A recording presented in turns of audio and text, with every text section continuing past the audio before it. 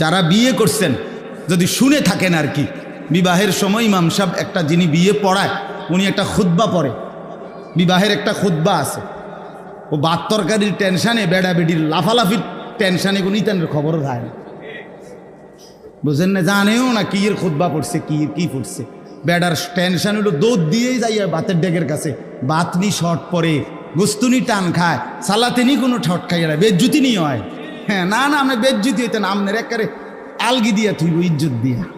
কারণ আপনি যেই পরিমাণ বেটা বেটি এক লগে খাওয়াইছেন, পর্দা নাই, হালাল হারামের কোনো জায়েজ না জায়েজের কোনো না, সবাই ভিডিও করতেছে, সবাই ছবি তুলতেছে, ফোলারা মাইয়াগোর সামনে, মাইয়ারা ফোলাগোর সামনে, মেয়ের সামনে অসংখ্য ছেলে, ছেলের সামনে অসংখ্য মেয়ে, এত মানুষ, এত নাফরমান রে খাওয়াইছেন, আপনারে বেজ্জুতি করবো কি? তো ইজ্জত দিবে, আপনি বৈশা না থাকবেন ইজ্জতের লেগা।